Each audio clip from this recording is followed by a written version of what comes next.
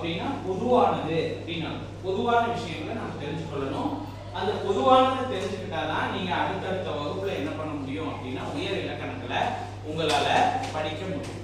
என்ன பொது அப்படிங்கிறத பார்க்கலாம். அதாவது நம்ம ஒரு மொழியை பிள்ளைங்களுக்கு பேசுறதுக்கும் எழுதுறதுக்கும் பயன்படுத்துவதுதான் இலக்கணம் அப்படிங்கிறது உங்க எல்லாத்துக்குமே ஃபர்ஸ்டே தெரியும். சரியா? இதுல நம்ம முக்கியமான விஷயங்களை தெரிஞ்சுக்க போறோம். திணை, பால், எண், இடம், கால் 5 வகையை நம்ம தெரிஞ்சுக்க போறோம். என்னென்ன? திணை, பால், எண், இடம், கால். இந்த 5 விஷயத்தை நம்ம தெளிவா தெரிஞ்சுக்க போறோம். மீண்டும் சொல்லுங்க. என்னென்ன? திணை, பால், எண், இடம், கால். சரிங்க. திணை நீங்க சிறு வயதிலிருந்தே நீங்க படிச்சிருப்பீங்க. 2 வகைப்படும். என்னென்ன திணை? அருமை. ஒன்று உயர்திணை, இன்னொன்று அகதிணை. உயர்திணை என்பது அதாவது மனிதர்கள். சரியா? யாரெல்லாம்? மனிதர்கள் மட்டுமே. மனிதர்களும் தேவர்களும் என்று சொல்லுவார்கள். தேவர்கள் நம்ம கண்ணுக்கு தெரியாதவங்க, என்னன்னு நமக்கு தெரியாது. மனிதர்களும் தேவர்களும் சொல்லுவாங்க. தேவர்கள் அப்படிங்கிறவங்க இந்த வான்லோகத்துல இருக்கிறவங்க. மனிதர்கள் நம்ம. சரியா? இப்ப நம்ம மனிதர்களை மட்டும் எடுத்துக்கலாம். சரியா? மனிதர்கள் மட்டுமே உயர்திணை. மனிதர்கள் அல்லாத ஒரு உயிரற்ற பொருளாக இருக்கட்டும், ஒரு உயிருள்ள விலங்கினங்களா இருக்கட்டும், இந்த உலகத்துல மனிதர்கள் தவிர்த்து எல்லாமே அஃறிணை. புரிஞ்சதா? திணை 2. ஒன்று உயர்திணை, ஒன்று அஃறிணை. மனிதர்கள் உயர்திணை. மனிதர்கள் அல்லாத இந்த உலகத்திலே உள்ள வேற எல்லா பொருட்களுமே அஃறிணை. எல்லாருக்கும் புரிஞ்சுச்சா?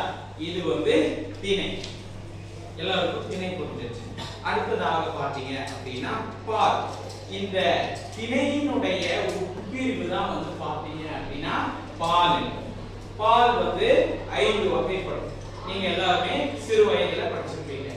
ஆண் பால், பெண் பால், பலர் பால், ஒன்றன் பால், பலவின் பால். வரிசையா சொன்னாதான் உங்களுக்கு நினைவுல எப்போதுமே இருக்கும். ஆண் பால் அப்படின்னா என்ன அப்படின்னா ஒரே ஒரு ஆணை குறிப்பது ஆண் பால். சரியா? பெண் பால் என்பது ஒரே ஒரு பெண்ணை மட்டுமே குறிப்பது. பலர்பால் என்பது ஒரு ஆணாக இருக்கலாம், ஒரு பெண்ணாக இருக்கலாம். ஒன்று கிடையாது. ஒருவருக்கு மேலாக ஒரு ஆணாக இருக்கலாம், பெண்ணாக இருக்கலாம், ஒரு மக்கள் கூட்டமாக இருக்கலாம். இது எல்லாமே பாத்தீங்க அப்படின்னா பலர்பால். சரிங்களா? இப்போ இந்த மாணவர்கள் அப்படின்னு சொல்லிட்டோம். இப்போ ஒரே ஒரு மாணவன் அப்படின்னு சொல்லலாம். அப்ப ஆண் பால். மாணவி பெண் பால். மாணவர்கள் அப்படின்னு சொல்லும்போது அதுல ஆண்களும் அடங்குவாங்க, பெண்களும் அடங்குவாங்க. மாணவர்கள் என்பது பன்மை. அப்போ ஒன்றிற்கும் மேற்பட்டவர்கள். சோ அது பலர்பால்.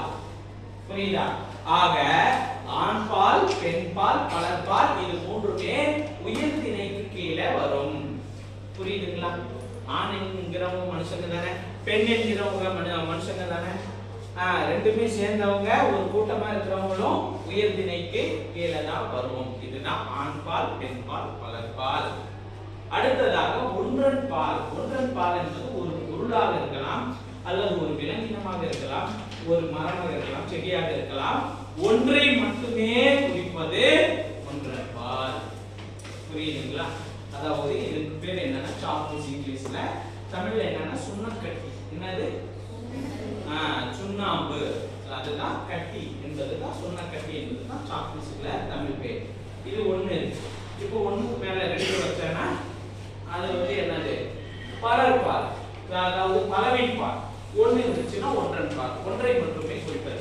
இப்போ ஒரு மரம் இருக்கு, ஒரே ஒரு மரத்தை மட்டுமே நம்ம சொல்றோம் அப்படின்னா அது ஒன்றன் பால். மரங்கள் அப்படின்னு பன்மையாக ஒன்றுக்கும் மேற்பட்ட சொன்னோம் அப்படின்னா அது பலவின் பால். ஒரு ஆடு குட்டியை பார்க்கிறோம், ஒரு ஆட்டுக்குட்டியை பார்க்கிறோம், ஒரு ஆடுகள் கூட்டத்தை பார்க்கிறோம். அப்போ ஒன்றை பார்க்கும்போது அது ஒன்றன் பால். பல ஒன்றுக்கும் மேற்பட்டதை பார்க்கும்போது பலவின் பால். இதுதான் பாலினுடைய வகை. புரிஞ்சதுங்களா? ஃபர்ஸ்ட் திணை பார்த்தோம். உயர்திணை, அஃறிணை. பால் 5 வகைப்படும். ஆண் பால். சொல்லுங்க. பெண் பால், பலர்பால், ஒன்றன் பால், பலவின் பால். 5 வகையாக இருக்கிறது. இந்த 5 நம்ம பார்த்தோம். அத அடுத்ததாக பாத்தீங்க அப்படின்னா எண். எண் என்றால் என்ன? 3 சொல்லி எண். என்பது. எண் என்பது என்ன அப்படிங்கிறது நம்ம அடுத்த வகுப்புல கட்டாயமா தெரிஞ்சுக்கலாம். நன்றி, வணக்கம்.